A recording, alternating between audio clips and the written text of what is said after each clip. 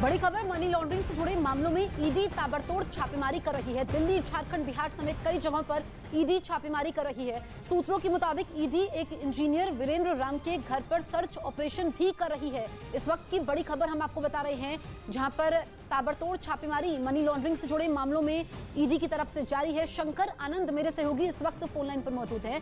शंकर, किन किन इलाकों में ये छापेमारी चल रही है और जो इंजीनियर वीरेंद्र राम के घर की बात आ रही है कि वहां पर भी सर्च ऑपरेशन जारी है, उन पर क्या आरोप है और क्या जानकारी है?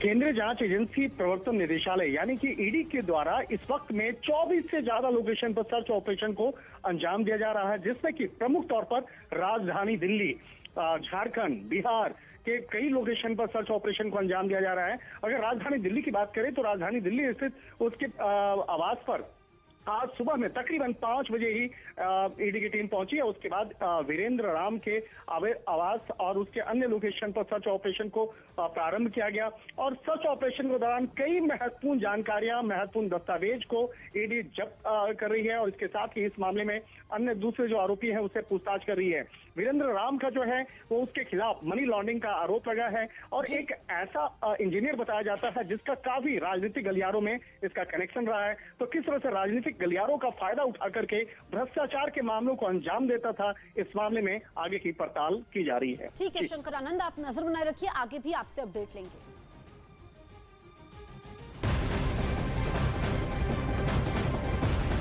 भारत और सिंगापुर के बीच आज real time payment system linkage की लॉन्चिंग होगी। इस मौके पर पीएम मोदी और सिंगापुर के पीएम ली सीन लुंग मौजूद रहेंगे। इस मौके पर भारत के यूनिफाइड पेमेंट्स इंटरफेस यानी यूपीआई और सिंगापुर के पे नाउ के बीच क्रॉस बॉर्डर कनेक्टिविटी की लॉन्चिंग होगी। कार्यक्रम में आरबीआई के गवर्नर शक्तिकांत दास और मॉनेटरी अथॉरिटी ऑफ सिंगापुर के मैनेजिंग डायरेक्टर रवि मेनन भी शामिल होंगे। इस लॉन्चिंग के बाद दोनों देशों के बीच पैसे भेजना आसान होगा। सिंगापुर में रह रहे भारतीयों को इससे फायदा होने की उम्मीद है। तो real time payment system linkage की लॉन्चिंग से भारत और सिंगापुर के बीच अब पैसा भेजना और आसान हो जाएगा। इसके लिए भारत और सिंगापुर के बीच समझौता हुआ है। भारत का यूपीआई और सिंगापुर का पे now real time payment system linkage के जरिए जुड़ जाएगा। लॉन्चिंग के समय पीएम मोदी और सिंगापुर के पीएम मौजूद रहेंगे। लिंकेज सिस्टम से भारत और सिंगापुर के बीच पैसे भेजना अब और ज्यादा आसान हो जाएगा।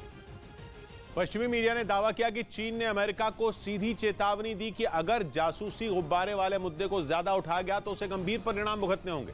4 फरवरी को अमेरिका ने अपने साउथ कैरोलिना राज्य के पास चीन के गुब्बारे को ढेर कर दिया था, जिसके बाद से दोनों देश आमने सामने हैं। गुब्बारों से जासूसी का आरोप लगाते हुए बाइडेन चीन को कई बार लताड़ चुके हैं, जबकि चीन ये बार बार कह रहा है कि उसका गुब्बारा जासूसी करने वाला नहीं बल्कि मौसम की जानकारी इकट्ठा करने वाला गुब्बारा था जो गलती से अमेरिका में घुस गया था। लेकिन शी जिनपिंग पर बाइडेन को जरा भी भरोसा नहीं है और इसी वजह से वो चीन को खरी खोटी सुनाने का कोई भी मौका नहीं छोड़ रहे।